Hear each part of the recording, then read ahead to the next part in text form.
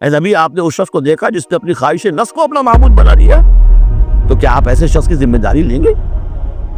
وہ کہتا تو ہے اپنے آپ کو میں موحد ہوں، اپنی خواہشات نفس، اپنے نفس کے کسی مطالبے کو پورا کر رہا ہے۔ یہ دیکھے بغیر کہ اللہ نے اس کو حلال کیا یا حرام کیا ہے، تو اس کا معبود تو اس کا نفس ہے، اللہ کہاں ہے؟ ہاں اللہ کے لیے بھی جا کے نماز پڑھ لیتا ہے، لیکن دوسری طرف وہ نفس کو اپنا معبود بنا کے شرک کر رہا ہے۔ کہتا ہے لا الہ الا اللہ، تعویذ وہ اس کے جو ہے باقاعدہ تسبیح کر رہا ہے، ضربے لگا رہا ہے، جبکہ اس کا معبود اس کا نفس ہے۔ اسی طریقے سے حدیث میں آیا تھا ایسا عبد الدینار و عبد الدرہم، ہلاک ہو جائے یا ہلاک ہو گیا درہم و دینار کا بندہ۔ نام عبد الرحمن ہے، حقیقت میں عبد الدینار ہے، اس لیے کہ دینار کے لیے حلال و حرام کی ساری اس نے تقسیم ختم کر دی ہے۔ ڈالر آئے، پیٹرو ڈالر آئے، کچھ اور آئے، دولت آئے، چاہے حلال سے آئے، حرام سے آئے، جائز سے آئے، ناجائز سے آئے، تو یہ تو پھر معبود کون ہوا؟ دولت۔ ہندو میں اور آپ میں فرق کیا ہے؟ ہندو نے دولت کی دیوی بھی بنا کر ایک رکھ لی ہے، تو لکشمی بائی ہے ان کی، اس کو پوجتے ہیں، دنڈوت کرتے ہیں، اس کی کرپا ہو جائے گی تو دولت ہو جائے گی۔ ہم نے کہا ہٹاؤ اس تکلف کو، اس لکشمی بائی کو ہٹاؤ، سیدھے دولت کو پوجو، تو دولت کے پجاری تو ہم ہیں۔ یہ جو توحید ہے، توحید عملی، اس کا جو پہلا نقطہ ہے اللہ کی بندگی کی توحید، توحید فی العبادت، بندگی صرف اللہ کی ہو، یعنی کل کی کل اطاعت اس کے لیے ہو، باقی اطاعت اس کی اطاعت کے تابع ہو۔ باپ کا حکم مانو، ہاں، جو شریعت کے خلاف نہ ہو مانو، ماں کا مانو، استاد کا مانو، حاکم کا مانو، جو حکم اللہ کے حکم کے منافی نہیں۔ لا طاعت لمخلوق فی معصیت الخالق، مخلوق میں سے کسی کی اطاعت نہیں ہوگی جس سے کہ خالق کی معصیت لازم آ رہی۔ اگر یہ نہیں ہے اور مخلوق میں سے کسی کی بھی اطاعت آپ نے قبول کر لی ہے اس میں کہ خالق کی معصیت آ رہی ہے، تو یہ شرک ہے۔ چاہے وہ مخلوق آپ کا اپنا نفس ہو، چاہے وہ کوئی حکام ہو، چاہے وہ کوئی اور ادارہ ہو، کوئی بھی ہو، وہ سب طاغوت ہیں۔ تو پہلی یہ سورہ زمر ہے، اس میں آپ دیکھیں گے کس تکرار کے ساتھ بات آ رہی ہے، اللہ کی بندگی، لیکن اس کے لیے اپنی اطاعت کو خالص کرتے ہوئے بندگی۔ چند آیتیں اس کی ہم پڑھ لیتے ہیں، ویسے یہ کہ وقت بہت کم ہے۔ بسم اللہ الرحمن الرحیم، تنزیل الکتاب من اللہ العزیز الحکیم۔ اگلی سورت شروع ہوگی تنزیل الکتاب من اللہ العزیز العلیم، صرف اتنا فرق ہوگا، یہ دونوں صورتیں جوڑے کی ہیں، آپس میں جوڑا ہے۔ حکیم اور علیم کا فرق ہے صرف، تنزیل الکتاب من اللہ العزیز الحکیم، تنزیل الکتاب من اللہ العزیز العلیم۔ اور یہاں حامیم نہیں ہے، وہاں سے حامیم شروع ہو جائے گا، جیسے سورۃ الفرقان بغیر حروف مقطعات کے ہیں، باقی ساتوں صورتیں جو تھیں وہ ہم گن چکے ہیں، وہ حروف مقطعات سے۔ اس کتاب کا اتارا جانا ہے اس اللہ کی طرف سے جو العزیز ہے، زبردست ہے، اور الحکیم ہے، کمال حکمت والا۔ انا انزلنا الیک الکتاب بالحق، اے محمد ہم نے آپ پر یہ کتاب اتاری ہے حق کے ساتھ۔ فاعبد اللہ مخلصا لہ الدین،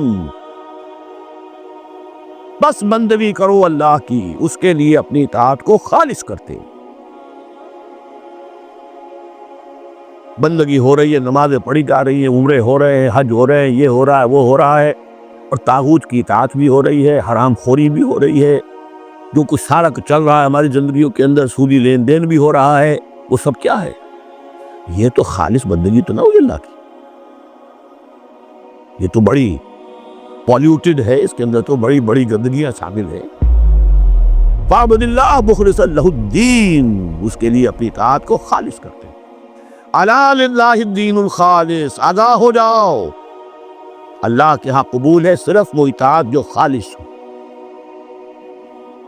کچھ آدھی اللہ کی، آدھی کسی اور کی، دفع کرو، وہ آدھی یہ بھی اسی کو دے دو، اللہ بہت غیور ہے، وہ قبول نہیں کرتا۔ میرا بننا ہے تو پورے میرے بنو،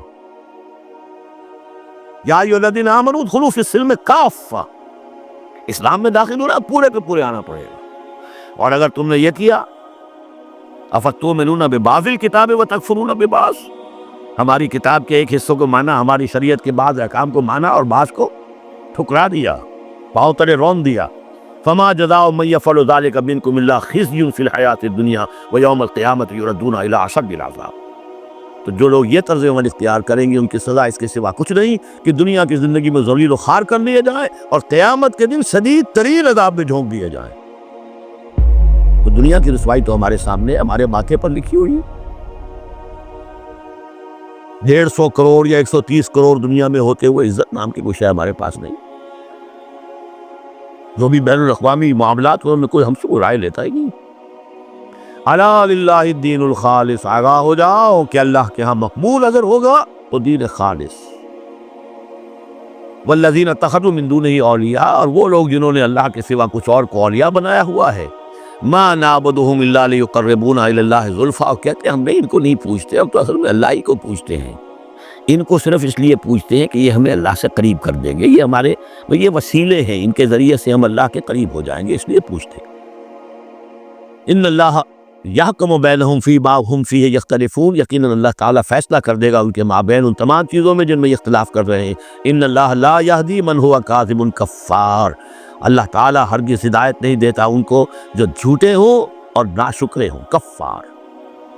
لو اراد اللہ ان یتخذ ولدا لاصطفیٰ مما یخلق ما یشاء سبحانہ، اگر اللہ کا واقعی ارادہ ہوتا کہ وہ کسی کو اولاد بنائے تو ٹھیک ہے، اپنے جو مخلوق ہے ان میں سے جس کو چاہتا چن لیتا، لیکن اس کے ہاں اولاد کا تو تصور نہیں ہے، اس کی اولاد کوئی ہے ہی نہیں، ایک خالق ہے، باقی سب مخلوق ہے۔ تو فرشتے بھی مخلوق ہیں، تو اللہ کو ضرورت کیا پڑی ہے کسی کو اپنا بیٹا بنانے کی یا بیٹی بنانے کی؟ سبحانہ، وہ پاک ہے، هو اللہ الواحد القہار، وہ تو اللہ ہے، اکیلا ہے، قہار ہے، اور خود چھایا ہوا ہے کل کائنات کے اوپر، کل تخلیق، کل مخلوقات کے اوپر اس کی حکومت قائم ہے۔ خلق السماوات والارض بالحق، اللہ نے پیدا کیا ہے آسمانوں اور زمین کو حق کے ساتھ، یعنی بامقصد ہے، نتیجہ خیز تخلیق ہے، یہ بے نتیجہ کا کار عبث اور باطل نہیں۔ یکبر اللیل علی النہار، وہ رات کو لپیٹ دیتا ہے دن پر، یکبر النہار علی اللیل، اور دن کو لپیٹ دیتا ہے رات پر۔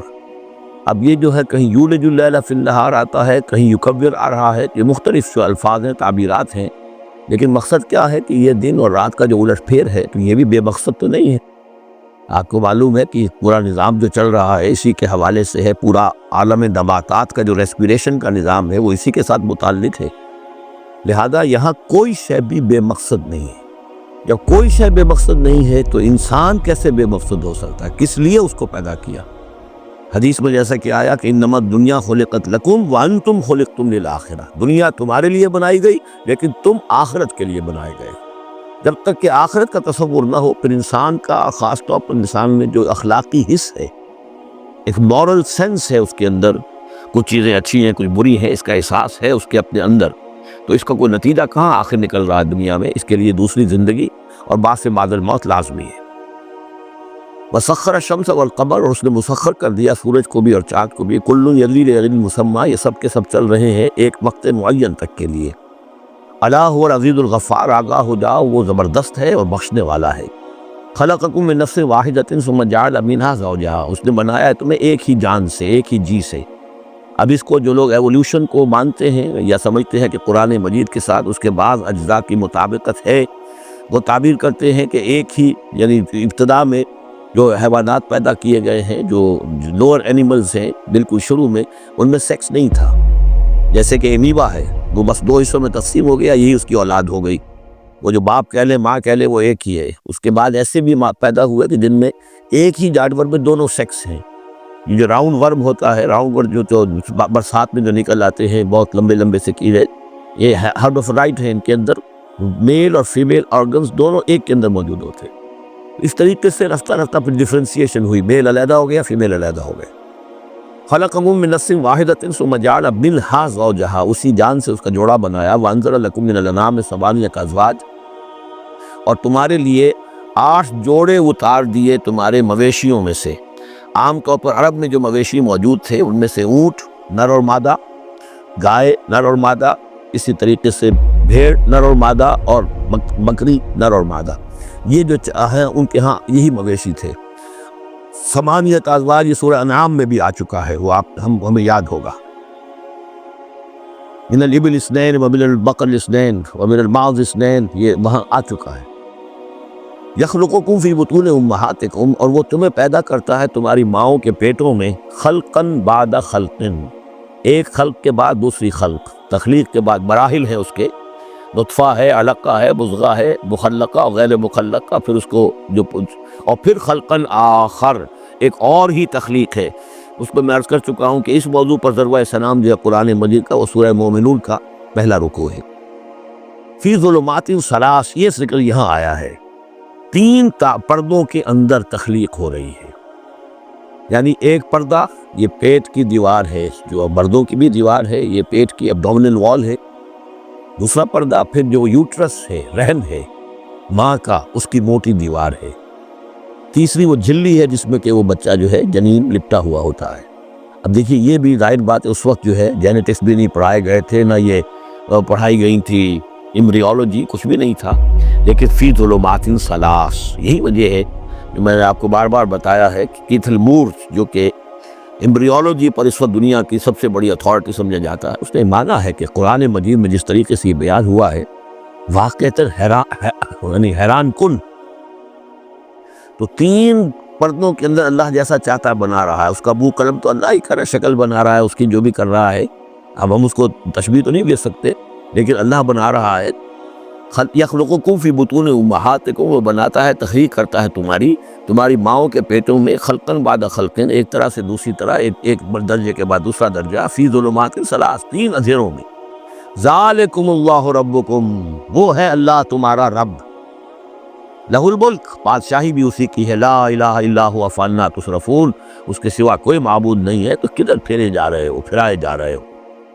ان تکفروا فإن اللہ غنی عنکم، اگر تم کفران نعمت کرتے ہو، کفر کرتے تو اللہ غنی ہے، اسے تمہاری کوئی ضرورت نہیں ہے، احتیاج نہیں ہے، یہ نہ سمجھو کہ اس کی سلطنت میں کوئی کمی آ جائے گی۔ ولا یرضی لعباد الکفر، لیکن وہ اپنے بندوں سے کفر پر راضی نہیں ہے، اختیار تو اس نے دیا ہے، اما شاکرا و اما کفورا، چاہو تو شکر گزار بندے بنو، چاہو کفران نعمت کے روش اختیار کر لو، چوائس از یورس، لیکن یہ جان لو اللہ راضی نہیں ہے کفر پر، راضی وہ ہوتا ہے وَإِن تَشْكُرُوا يَرْضَهُ لَكُمْ، اگر تم اس کا شکر کرو، اس کی تعریف کرو، اس کی بندگی کرو، پھر وہ تم سے راضی ہوگا۔ وَلَا تَزِرُ وَازِرَةٌ وِزْرَ أُخْرَىٰ، اور نہیں اٹھائے گی کوئی اٹھانے والی جان کسی دوسری جان کے بوجھ کو۔ ثُمَّ إِلَىٰ رَبِّكُمْ مَرْجِعُكُمْ، پھر تمہارا لوٹنا ہے اب تمہارے رب ہی کی طرف، فَيُنَبِّئُكُمْ بِمَا كُنتُمْ تَعْمَلُونَ، پھر وہ تمہیں بتا دے گا، متنبع کر دے گا جو کچھ کہ تم کرتے رہے تھے۔ انہ علیم بذات الصدور، یقیناً وہ جاننے والا ہے سینوں کے اندر چھپی ہوئی باتوں کا بھی، جو راز ہیں تمہارے سینوں میں۔ وَإِذَا مَسَّ الْإِنسَانَ ضُرٌّ دَعَا رَبَّهُ مُنِيبًا إِلَيْهِ، اور جب انسان کو کوئی تکلیف پہنچتی ہے وہ اپنے رب کو پکارتا ہے، دعائیں کرتا ہے اس کی طرف رجوع کرتے ہوئے۔ ثُمَّ إِذَا خَوَّلَهُ نِعْمَةً مِّنْهُ، اور جب اللہ تعالیٰ اس کو اڑا دیتا ہے، اس کے گرد اپنی نعمت کا خول لے آتا ہے، خَوَّلَهُ، اسے لپیٹ لیتا ہے اپنی نعمت میں، نَسِیَ مَا کَانَ يَدْعُو إِلَيْهِ مِن قَبْلُ، تو جو پہلے وہ جس چیز کی اللہ سے دعائیں کر رہا تھا سب بھول جاتا ہے۔ وَجَعَلَ لِلَّهِ أَنْدَادًا، اور اس سے بھی بڑھ کر جو کرتا ہے شرارت، وہ یہ ہے کہ اللہ کے مد مقابل ٹھہرا لیتا ہے، لِيُضِلَّ عَن سَبِيلِهِ، تاکہ بہکائے لوگوں کو اس کے راستے سے۔ قُلْ تَمَتَّعْ، تو اللہ تعالیٰ کی طرف فرمایا جا رہا ہے نبی کہہ دیجئے اٹھا لو کچھ دنیا کے کچھ جو مزے ہیں وہ لوٹ لو، بے کفر کا، اپنے کفر کے ساتھ، قلیلاً، لیکن بہت کم، چند دن کی زندگی ہے، اس میں جو تمہیں عیاشی کرنی ہے کر لو، انک من اصحاب النار، پھر مستقل طور پر تو تم آگ والے ہو، تمہیں آگ کے اندر جھونکا جائے گا۔ امن هو قانت آناء اللیل ساجدا وقائما یحذر الآخرۃ ویرجو رحمت ربہ، اس صورت میں یہ خاص اسلوب کئی مرتبہ آئے گا کہ ایک چیز کو، ایک جملے کو آگے نامکمل چھوڑ دیتے ہیں کہ اسے خود انسان پر کرے، فل ان دی بلینک، وہ خود بخود اس کے اندر مقدر تو ہے لیکن اس کو واضح طور پر نہیں کیا جاتا، مثلا اس کی مثال، اور یہ کئی دفعہ آئے گا اسلوب۔ اب من ہوا قانت آناء اللیل، بلا وہ شخص کہ جو کھڑا رہتا ہے، بندگی کرتا ہے رات کے وقت بھی، ساجداً وقائماً، کبھی سجدے میں پڑا ہوا ہے، کبھی کھڑا ہوا ہے، یحذر الآخرۃ، جو آخرت سے ڈرتا رہتا ہے، وہ یرجو رحمت ربہ، اور ساتھ ہی اپنے رب کی رحمت کا امیدوار بھی ہے، بس آگے کچھ نہیں۔ وہ مراد کیا ہے؟ کیا بھلا یہ شخص کمن ہوا غافل، کیا برابر ہو جائے گا اس کے جو غافل ہے؟ بھلا وہ شخص جس کی کیفیت یہ ہے کہ وہ فرما بردار ہے، راتوں کے اوقات میں بھی، سجدے میں بھی، اور کھڑے ہو کر بھی اللہ کی بندگی کرتا ہے، آخرت کا خوف اس کے دل میں ہے، لیکن اپنے رب کی رحمت کی امید بھی ہے۔ کمن ہوا غافل، کیا وہ شخص برابر ہو جائے گا اس کے کہ جو غافل ہے؟ قل کہہ دیجئے حل یستوی الذین یعلمون والذین یعلمون، کیا برابر ہو سکتے ہیں وہ لوگ کہ جو علم رکھتے ہیں اور وہ کہ جو علم نہیں رکھتے؟ انما یذکر اولو الالباب، حقیقی نصیحت اور سبق تو حاصل وہی کرتے ہیں کہ جو عقل مند لوگ ہیں۔ قل یا عبادی الذین آمنوا، دیکھیے پھر آگے آئیے، سیدھا یا ایھا الذین آمنوا نہیں ہے، یہ مکی صورت ہے۔ قل یا عبادی الذین آمنوا، کہہ دیجئے اے نبی، اے میرے وہ بندو جو مجھ پر ایمان لائے ہو، اتقوا ربکم، اپنے رب کا تقوی اختیار کرو، جن چیزوں سے اس نے روک دیا رک جاؤ، اور تمہارے اندر اس کی رضا جوئی رہنی چاہیے۔ للذین احسنوا فی ہذہ الدنیا حسنہ، جو لوگ نیکی کی راہ پر روش اختیار کریں گے، احسان کی روش اختیار کریں گے، ان کے لیے اس دنیا میں بھی بھلائی ہے۔ وارض اللہ واسعہ، اور زمین اللہ کی بڑی وسیع ہے۔ اگر یہاں رہتے ہوئے تمہارے لیے توحید پر کاربند رہنا ممکن نہیں ہے تو ہجرت کرو۔ انما یوفی الصابرون اجرہم بغیر حساب، یقیناً صابروں کو، صبر کرنے والوں کو ان کا اجر پورا پورا دے دیا جائے گا۔ یوفا بھی ہے، پورا دے دیا جائے گا، پھر بغیر حساب بھی۔ اس کا مطلب ہے مزید فضل جو ہوگا وہ بغیر حساب ہوگا، اس میں کسی حساب کا سوال نہیں۔ قل انی امرت، اب دیکھیے پھر وہ جو شروع کا مضمون تھا یہ اس صورت کا عمود ہے، کس طرح بار بار آئے گا اب۔ قل انی امرت ان اعبد اللہ مخلصا لہ الدین، کہہ دیجئے اے نبی مجھے حکم ہوا ہے کہ میں اللہ کی بندگی کروں، اس کے لیے اپنی اطاعت کو خالص کرتے۔ یہاں میں چاہتا ہوں تھوڑی سی وضاحت کر دوں۔ دیکھیے عبادت کے آپ یوں سمجھیے کہ ایک عبادت کا ظاہر ہے اور ایک عبادت کی اصل حقیقت ہے، پھر یہ کہ ایک اس حقیقت میں بھی ایک روح ہے اور ایک اس کا جسد ہے، ایک اس کے رسومات ہیں۔ رسم کہتے ہیں کسی شے کی ظاہری شکل۔ عبادت کی رسم جس کو مراسم عبادت کہتے ہیں، یہ مراسم عبودیت کیا ہے؟ جس کی آپ عبادت کرتے ہیں، اس کے سامنے جھکتے ہیں، اس کے سامنے ادب کے ساتھ کھڑے رہتے ہیں، اس کے کچھ حمد کے ترانے گاتے ہیں، اس کے سامنے سجدہ کرتے ہیں، ان کو ہم کہیں گے مراسم عبودیت۔ رسم کہتے ہیں کسی چیز کی ظاہری شکل، یہ حروف ہے، اور یہ رسم جو ہے رسم الخط۔ اسی طرح یہ قرآن اور یہ اس کا رسم عثمانی ہے، اس کا لکھا ہوا جانا جیسے کہ یہ رسم ظاہر ہے۔ تو ایک تو یہ چیزیں ہیں عبادت، جسے دنیا میں سمجھا جاتا ہے عبادت، یہ مراسم عبودیت ہے۔ اصل عبادت جو ہے اس کا بھی ایک جسد ہے اور ایک روح ہے۔ جسد کیا ہے؟ اطاعت، جس کی عبادت ہے کلی اطاعت، ہم عقل اطاعت، ہم وقت اطاعت۔ غلامی، عبد کے معنی ہے غلام۔ چنانچہ دو دفعہ ہم پڑھ چکے ہیں کہ فرعون نے کہا تھا بنی اسرائیل کے بارے میں قومہما لنا عابدون، یہ جو ہارون اور موسیٰ کی قوم ہے وہ تو ہماری غلام قوم ہے۔ اور ظاہر بات ہے وہ پرستش نہیں کرتے تھے، وہ قبطیوں کو پوجتے نہیں تھے، وہ ان کی نماز نہیں پڑھتے تھے، وہ ان کو سجدہ نہیں کرتے تھے معاذ اللہ۔ لیکن غلامی جو ہے اصل شے، اطاعت، یہ تو اصل جسم ہے۔ اصل عبادت کا جو ہے جسم، جسد جو ہے وہ ہے اطاعت۔ لیکن جو چیز اس اطاعت کو غلامی سے آگے بڑھ کر عبادت بنا دیتی ہے وہ اس کی روح ہے، روح محبت۔ جس ہستی کی اطاعت محبت کے ساتھ کی جائے گی وہ عبادت ہو جائے گی۔ ایک جبراً اطاعت کی جا رہی ہے۔ اب جیسے کہ انگریز کی ہم اطاعت کرنے پر مجبور تھے، ہم اطاعت کر رہے تھے، عبادت نہیں کر رہے تھے، لیکن اطاعت کر رہے تھے۔ لیکن کسی کی محبت کے سنجدنے سے سرشار ہو کر اطاعت کی جائے گی تو وہ عبادت بن جائے گی۔ تو اللہ کی عبادت کے لیے جو بھی ڈیفینیشن اس کی امام ابن تیمیہ اور حافظ ابن قیم، استاد اور شاگرد دونوں کی ہے، وہ یہ ہے کہ اس کے دو اجزاء ہیں۔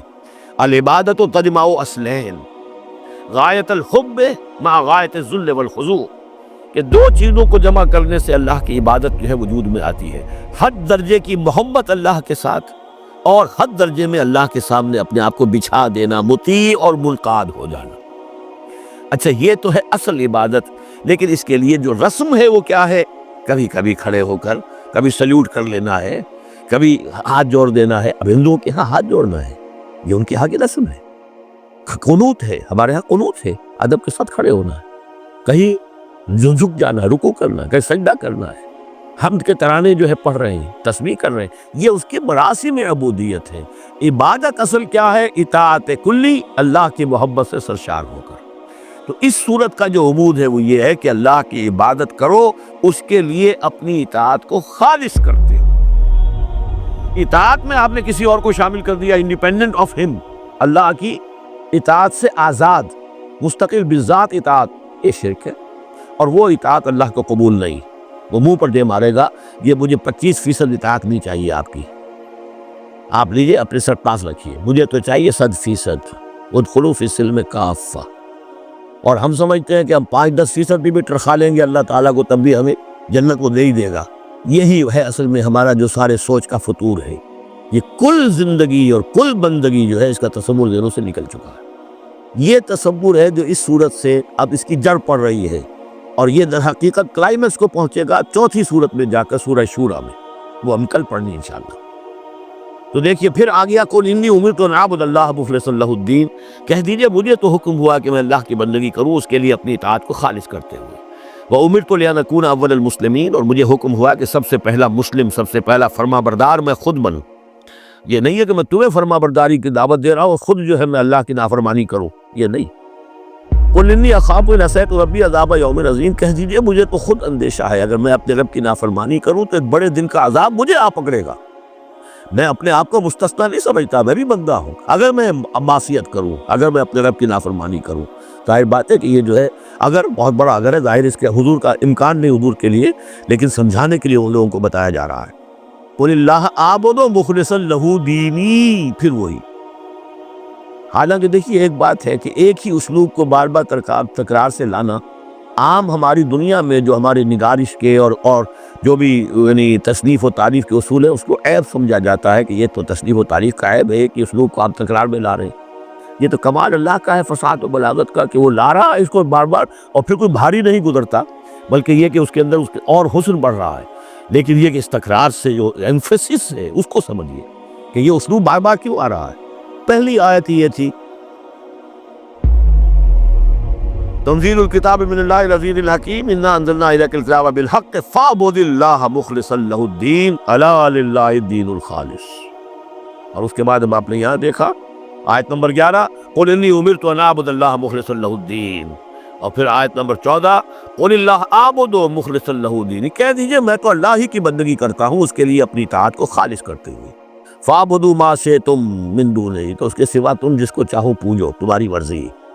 قل ان الخاسرین الذین خسروا انفسهم، کہہ دیجئے کہ اصل میں تو گھاٹے میں اور نقصان میں اور بربادی میں تو وہی ہوں گے جنہوں نے اپنے آپ کو واہلیہم اور اپنے گھر والوں کو، اپنے اہل و عیال کو خسارے میں ڈالا یوم القیامہ، قیامت کے دن۔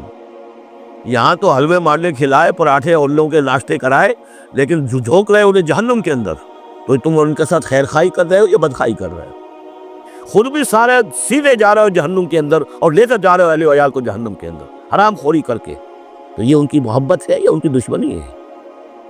قل ان الخاسرین الذین خسروا انفسهم واہلیہم یوم القیامہ، قیامت کے دن جنہوں نے خسارے میں ڈال دیا اپنے آپ کو اور اپنے اہل عیال کو، جیسے کہ ہم آگے چل کر پڑھیں گے سورہ تحریم میں، یا ایھا الذین آمنوا قوا انفسکم واہلیکم نارا، اے ایمان والو بچاؤ اپنے آپ کو اور اپنے اہل عیال کو آگ سے، جہنم کی آگ سے۔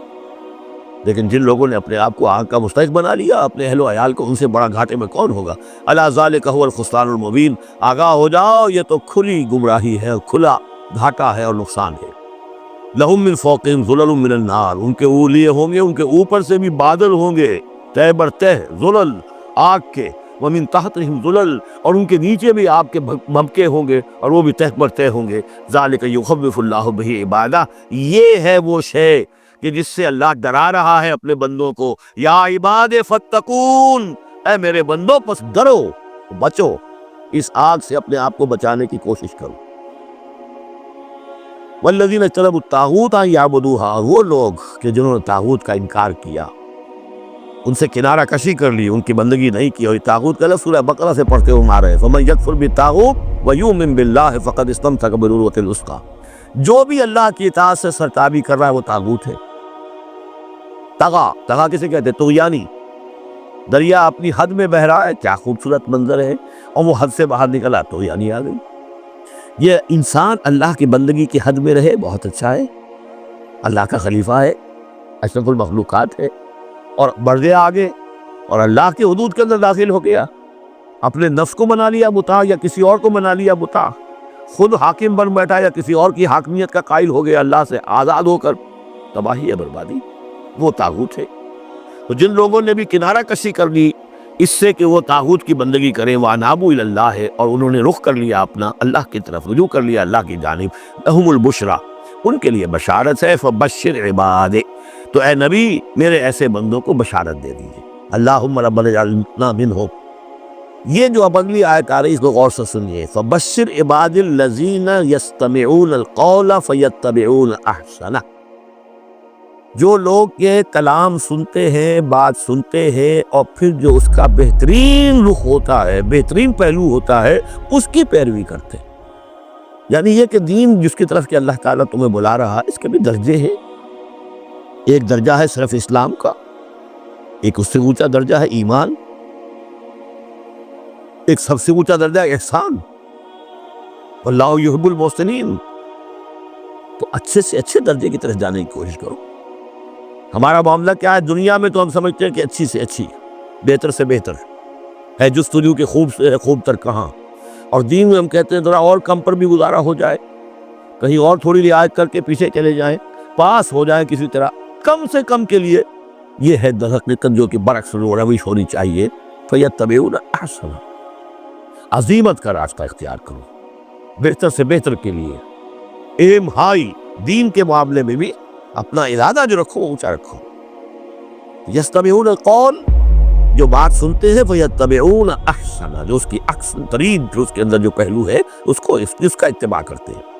اولئک الذین ہداہم اللہ، یہ ہیں وہ لوگ جنہیں اللہ نے ہدایت دی ہے، واولئک هم اولو الالباب، اور یہی وہ لوگ ہیں کہ جو اولو الالباب ہیں، ہوش مند ہیں، عقل مند ہیں۔ افمن حق علیہ کلمۃ العذاب، اور یہاں پھر وہی آ گیا، بھلا وہ شخص کہ جو مستحق ہو چکا ہے، جس پر لاگو ہو چکی ہے عذاب کی بات، یعنی جو مستحق ہو گیا عذاب کا، اس کے بعد کیا پھر چھوڑ دیا گیا۔ کمن ہوا فی الجنہ، کیا وہ برابر ہو جائے گا اس شخص کے کہ جو جنت میں جانے والا ہے؟ یہ گویا کہ یہاں پر محذوف ہے۔ افانت تلقظ من فی النار، تو اے نبی کیا آپ اس کو نکال سکیں گے آگ سے؟ اس کے اوپر تو اللہ کی طرف سے وہ قانون عائد ہو گئے، دفعہ لگ چکی۔ جیسے آپ کہتے ہیں اس پر تو دفعہ 302 لگ گئی، تو جن لوگوں پر وہ دفعہ لگ چکی ہے اللہ تعالیٰ کی طرف سے کہ یہ لوگ اس مقام کو پہنچ گئے، پوائنٹ آف نو ریٹرن کو، کہ اب ان کے دلوں پر مہر کر دی گئی، اب یہ ایمان لے لائیں گے، تو ان کو اے نبی آپ ان کو اب آگ سے نکال نہیں سکتے۔ لیکن الذین اتقوا ربہم، لیکن وہ لوگ کہ جو لوگ اللہ کا تقوی اختیار کریں گے، لہم غرف من فوقہا غرف مبنیہ، ان کے لیے تو بالا خانے ہوں گے، ان کے اوپر اور بالا خانے ہوں گے ایک دوسرے کے اوپر۔ اللہ تعالیٰ جنت کے اسکائی اسکریپرز دے گا، جیسے کہ آج آپ دیکھتے ہیں 102 منزلیں اور 110 منزلیں چلی جا رہی ہیں، تو غرف من فوقہا غرف، بالا خانے اور بالا خانوں پر بالا خانے، مبنیہ، جو چنے ہوئے ہوں گے ایک دوسرے کے اوپر، تجری من تحت الانہار، ان کے دامن میں ندیاں بہتی ہوں گی۔ وعد اللہ، یہ اللہ کا وعدہ ہے جو ہو چکا، لا یخلف اللہ المیعاد، اللہ تعالیٰ اپنے وعدے کی خلاف ورزی نہیں کرتا۔ الم تر ان اللہ انزل من السماء ماء، کیا تم نے دیکھا نہیں کہ اللہ نے اتارا آسمان سے پانی، فسلکہ ینابیع فی الارض، پھر اس کو چلا دیا چشموں کی شکل میں زمین میں، ثم یخرج بہ زرعا، پھر انہی کے ذریعے سے نکالتا ہے، اس کے ذریعے سے نکالتا ہے وہ کھیتی کو، مختلف الوانہ، جس کے رنگ ہیں مختلف، ثم یہیج، جو پھر وہ کھیتی جو ہے تیار ہو جاتی ہے، بڑی اس کے شان و شوکت ہوتی ہے، فتراہ مصفرا، پھر دیکھتے ہو کہ وہ زردی مائل ہو گئی، ثم یجعلہ حطاما، پھر وہ کھیتی کٹ گئی اور اب یوں سمجھیے کہ وہاں خاک اڑ رہی ہے، یا یہ کہ توری کے کوئی تنکے کہیں کہیں پڑے ہوئے نظر آ جائیں گے، چورا ہو گئی۔ ان فی ذلک لذکر لاولی الالباب، اسی کے اندر ہے یاد دہانی اور سبق ہوش مند لوگوں کے لیے کہ یہی معاملہ تمہارا ہے۔ جب تم پیدا ہوتے ہو تو جیسے کھیتی نئی نئی اپجتی ہے تو کسان کتنا خوش ہوتا ہے، کسی کے ہاتھ بیٹا پیدا ہوا کتنی خوشی ہو رہی ہے، اس کی آمد کو جو ہے سیلیبریٹ کیا جا رہا ہے، پھر وہ جوانی کو پہنچتا ہے، پھر اس کے بالوں میں سفیدی آئی، اعصاب جو ہے اور جو قوا کمزور پڑے، اور پھر اس کے بعد وہ قبر میں اتار دیا گیا، مٹی ہو کر مٹی میں پھر مل گیا۔ تو یہ life cycle, human life cycle, بس یہ ہے کہ یہ 50 60 30 40 برس کا ہے، وہ چند مہینے کے اندر اندر سب کچھ ہو جاتا ہے، سائیکل وہی ہے، وہ بھی لائف ہے، یہ بھی لائف ہے۔ The plant life and animal life, biology کی یہ دو شاخیں ہیں، باٹنی ہے تمہارا biology, life the science of life, اس کے دو حصے ہیں، باٹنی ہے، زوالوجی ہے۔ اس بیان کو اینڈ تک سننے کے لیے آپ کا بے حد شکریہ۔ یہاں پر برکت کے لیے ہم دعائے خیر کریں گے۔ یا اللہ پاک، اس بیان میں جو نیک باتیں ہم نے سنی اس پر ہمیں عمل پیرا ہونے کی توفیق عطا فرما۔ یا اللہ پاک، ہم سبھی کو ہدایت عطا فرما۔ یا اللہ پاک، ہمیں اپنے اور اپنے حبیب کی سچی محبت و اطاعت نصیب فرما۔ یا اللہ پاک ہماری زندگیوں میں، عزتوں میں، اعمال میں برکتیں فرما۔